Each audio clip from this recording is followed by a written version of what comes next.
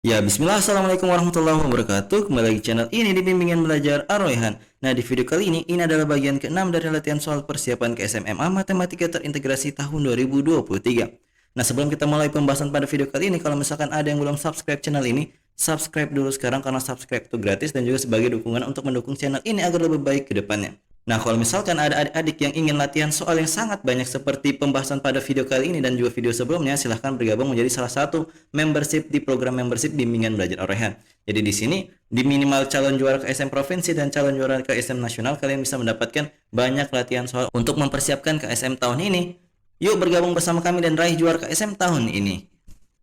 Kita mulai pembahasan pada video kali ini dari soal nomor 16. Yuk kita baca dulu soalnya bersama-sama. 10 orang akan bepergian dengan 2 mobil yang masing-masing berkapasitas 6 dan 7 orang. Jika setiap mobil harus berisi sekurang-kurangnya 2 orang, maka banyaknya kemungkinan distribusi mereka dalam 2 mobil tersebut adalah titik-titik.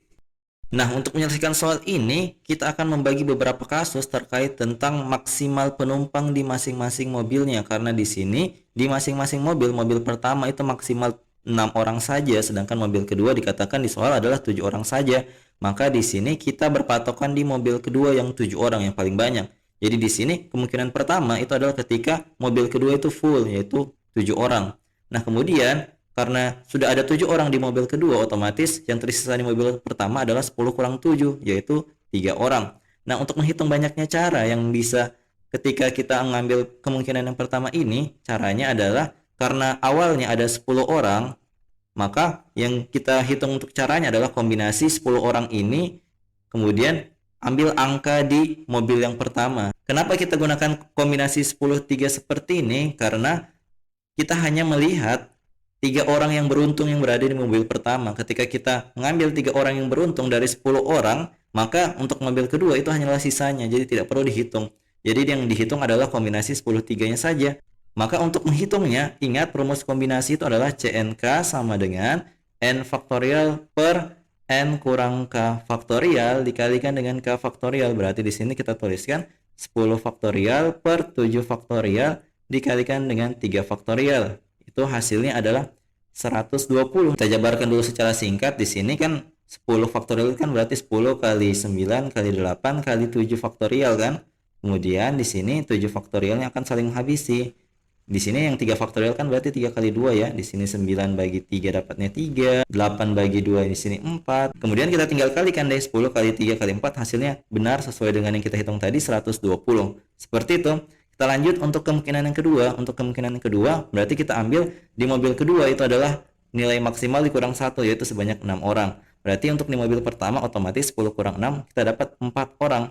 Nah, untuk menghitung kemungkinan 2 ini banyak caranya adalah kombinasi 10 4. Berarti di sini 10 faktorial per 6 faktorial dikali 4 faktorial. Coba kita jabarkan dulu. 10 kali 9 kali 8 kali 7 kali 6 faktorial dibagi dengan 6 faktorial, coret-coret, kemudian di sini 4 kali 3 kali 2. 4 kali 3 8, 8-nya berarti dicoret. Kemudian 3 di sini saling menghabisi dengan 9, berarti di sini tinggal 3-nya saja. Nah, kita tinggal kalikan semua yang tersisa. 10 kali 3 30 kali 7 adalah 210. Jadi di sini 210. Nah, selanjutnya itu adalah kemungkinan yang ketiga. Jadi di sini kemungkinan ketiga, maka kita kurangi lagi 1 banyaknya penumpang di mobil yang kedua. Jadi di sini tinggal 5, kemudian di sini otomatis tersisa 5 orang di mobil pertama. Untuk menghitungnya sama, kombinasi 10 5, rumusnya adalah 10 faktorial per 5 faktorial dikalikan dengan 5 faktorial. Berarti kita hitung dulu secara singkat. Di sini 10 kali 9 kali 8 kali 7 kali 6 kali 5 faktorial per 5 faktorial dikalikan dengan 5 kali 4 kali 3 kali 2 kali 1. Nah, kemudian di sini 5 faktorial coret.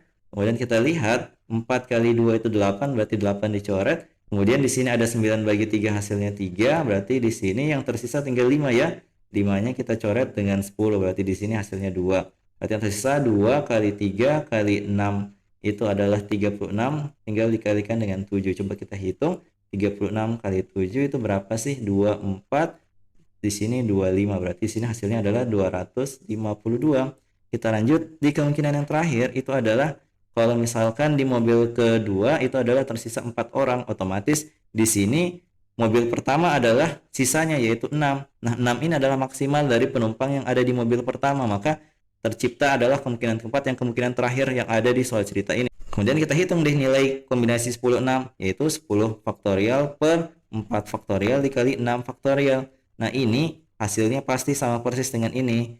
Jadi langsung saja kita tuliskan 210. Nah, karena kita sudah menemukan 4 kemungkinan yang bisa terjadi di soal nomor 16 ini, kita tinggal menjumlahkan semua hasilnya sebagai total kemungkinan yang bisa terjadi. Jadi di sini kita jumlahkan semua 120 ditambah dengan 210 ditambah dengan 252 ditambah dengan 210. 210 tambah 210 adalah 420. Yang ini 120 tambah 252 itu hasilnya adalah 372. Kita jumlahkan, maka kita peroleh 792. Sehingga jawaban yang tepat dari soal ini adalah opsi yang A, yaitu 792 kemungkinan yang bisa terjadi.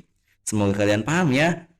Yuk kita lanjut ke soal berikutnya. Nah, kita lanjut ke soal nomor 17. Yuk kita baca dulu soalnya bersama-sama.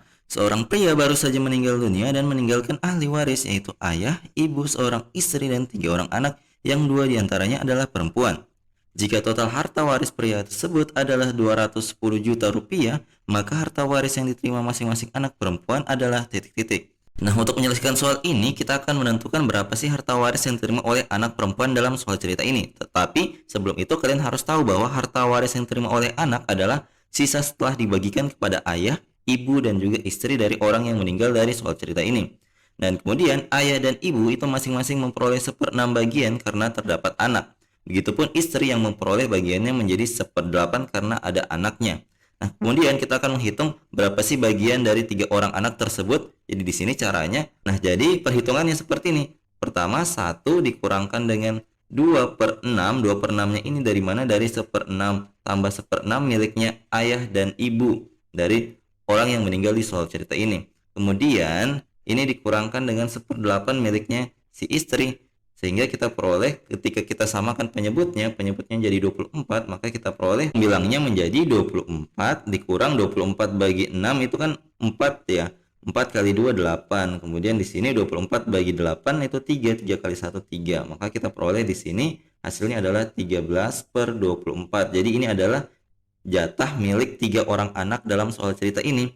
Nah, dari sisa yang tersedia, yaitu 3/24, 1/2 bagian, itu menjadi bagian anak laki-lakinya. Dan masing-masing anak perempuan akan memperoleh bagian 1/4. Sehingga diperoleh nominal harta waris yang diterima oleh masing-masing anak perempuan adalah sebagai berikut. Jadi 1/4 dikalikan dengan 13/24 yang merupakan sisa dari ayah, ibu, dan istri dari soal cerita ini.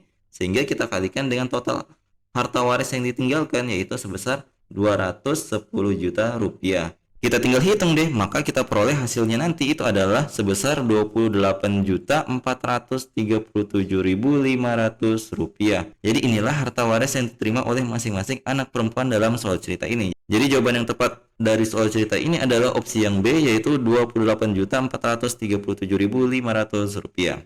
Seperti itu. Yuk kita lanjut ke soal berikutnya.